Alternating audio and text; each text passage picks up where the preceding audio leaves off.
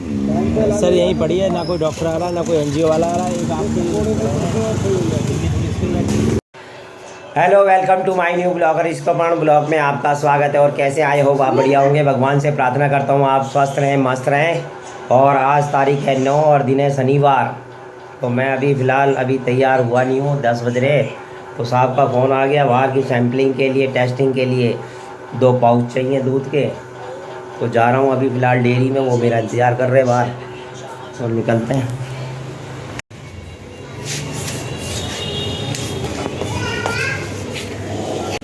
ये आज तो बारिश भी हो रही है यार, बारिश हो रही है गजब की। मतलब आज सवेरे से आज मौसम बड़ा ठंडा है और हल्का हल्का बूंदाबांदी पूरी रोड गिरी है।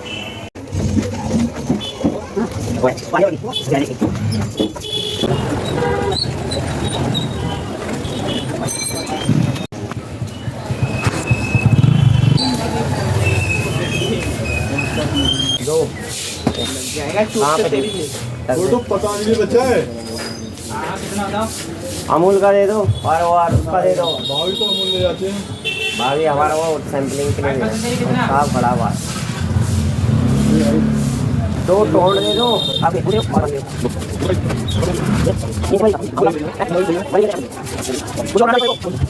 ले लिए मैंने। तो अलग अलग ब्रांड के 2 ले लिए मैंने और जा रहा हूँ देने के लिए।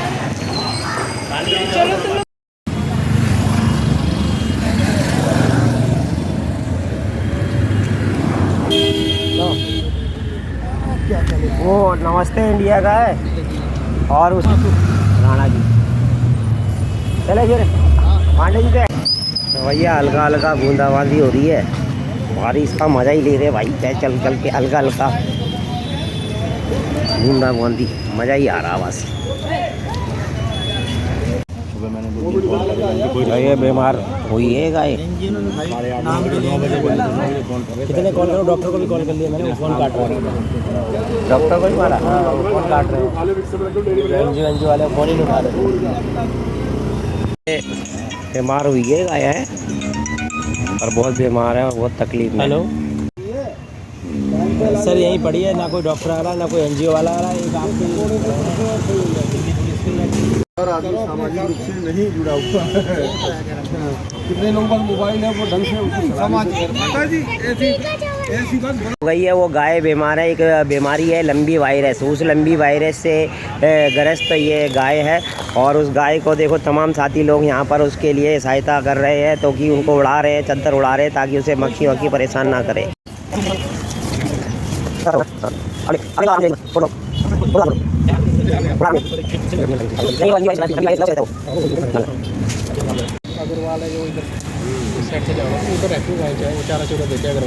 तो फिलहाल तो दोस्तों मैं वहाँ से आ गया था, बारिश ज़बरदस्त हो रही थी और मैंने तमाम डॉक्टरों को फ़ोन मार दिया, तमाम यार दोस्तों को फ़ोन मारा, मगर उसको जो एक लिम्बी वायरस, वो जो बीमारी है जो कोरोना की तरह है, जो छूने के साथ में जैसे ऐसी गाय के अंदर में, पशुओं के अंदर में हो चुकी है। अगर कोई पशु चिकित्सालय अगर उसको रखेगा भी तो और गायों को भी जान से मर जाने का खतरा बना रहेगा। तो फिर भी मैं कोशिश कर रहा हूँ उसको एक अलग से सेफ्टी रूम, जैसे कोरोना के अंदर में आराम से सेफ होकर किसी सेफ जोन पर उसको रख दिया जाए, ताकि वो उसको कुछ ना कुछ उपचार मिल सके।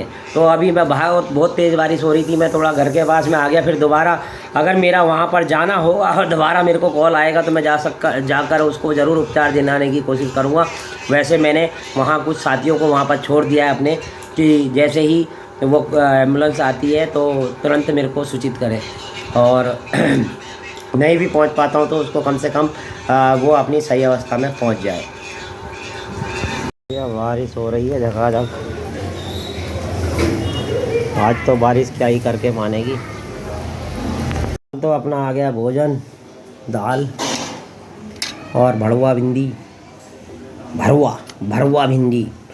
प्याज और 4 रोटी के साथ में मस्त होकर भोजन करते हैं। तो फिलहाल तो गाइस मस्त कर भोजन करते हैं, फिर निकलते हैं आगे।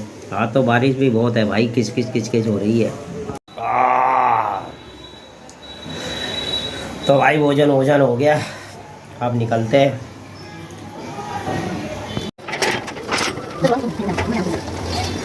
फिलहाल तो मैं आ गया हूँ अपने गैरेज में और गाड़ी को बाहर निकलते हैं।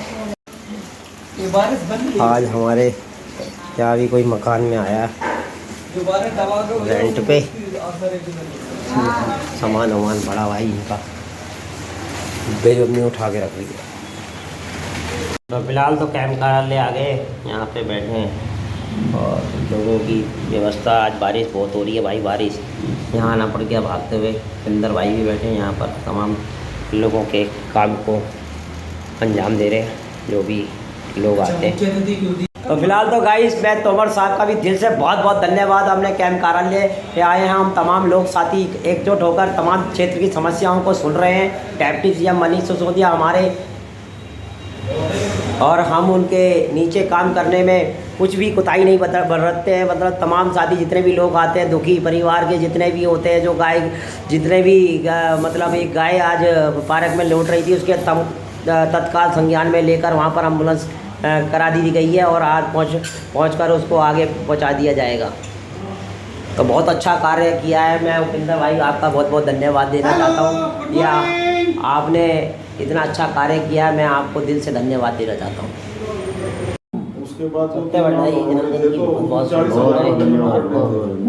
हमारे बड़े भाई हैं और बहुत आपको दिन रात चौकड़ी करें। आपकी उम्र आयु 50,000 हो। अजीत का है, अजीत जी भी आ रहे हैं अभी। तो फिलहाल तो भैया मैं कैंप कार्यालय से आ गया था अपने डेयरी की तरफ में काम पे, तो चले ज़रा एंट्री करा लें फिर अंदर। तो फिलहाल तो गाइस छुट्टी हो गई है और टाइम हो गया 8 और निकले यहाँ से गाड़ी गैरेज में, और बाहर भयंकर बारिश हो रही है भाई। आज सवेरे से जब से निकला हूँ बारिश ही बारिश हो रही है।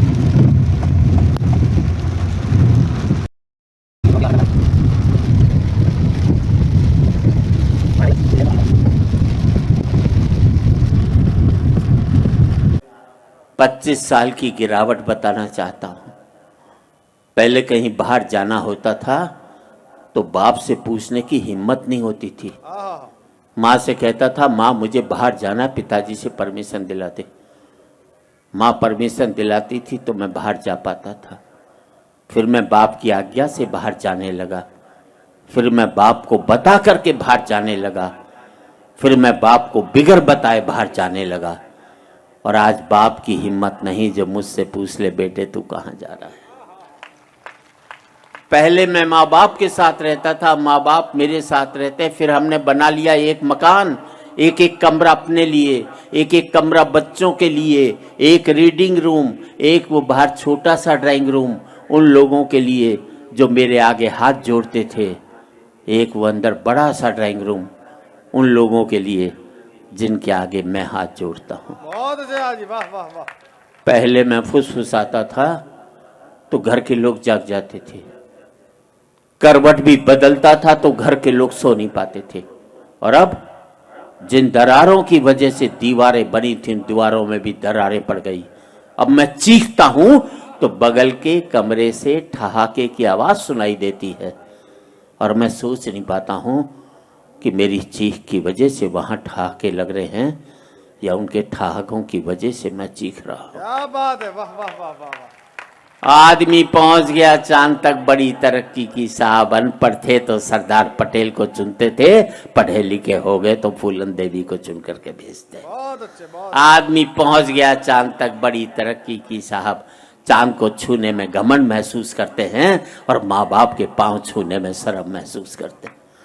आदमी पहुंच गया चांद तक, पहुंचना चाहता है, मंगल तक खोजना चाहता है सूर्य के रहस्य, लेकिन नहीं पहुंचता भाई के दरवाजे तक। और आज इस समृद्धि की ऊंचाई पर बैठकर मैं सोचता हूं इसके लिए मैंने कितनी बड़ी खो दी है खाइयां। क्या बात है, वाह। अंतिम पंक्तियां हैं, बात अच्छी लगे तो एक एक व्यक्ति की तालियां चाहूंगा। अब मुझे अपने बाप की बेटी से अपनी बेटी अच्छी लगने लगी है। बहुत अच्छे, वाह जी वाह। अब मुझे अपने बाप की बेटी से अपनी बेटी अच्छी लगने लगी है। मुझे बाप के बेटे से अपना बेटा अच्छा लगने लगा है। पहले मैं माँ बाप के साथ रहता था, अब माँ बाप मेरे साथ रहते हैं। अब मेरा बेटा भी कमा रहा है, कल को मुझे उसके साथ रहना पड़ेगा। और हकीकत यही है दोस्तों, तमाचा मैंने मारा है तो तमाचा मुझे खाना भी पड़ेगा। वाह वाह वाह वाह वाह वाह। आज इस पावन मंच से मैं इतना ही कहना चाहता हूँ युवा पीढ़ी से, जिंदगी भर माँ बाप के साथ रहना ताकि आपके बच्चे जिंदगी भर आपके साथ रह सकें। क्या बात है, क्या बात है। हो सकता है नौकरी और व्यापार की वजह से आप शारीरिक रूप से साथ न रह पाए, पर जिंदगी भर मानसिक रूप से माँ बाप के साथ रहोगे बहुत अच्छा। तो आपके बच्चे भी जिंदगी भर आपके साथ रहेंगे।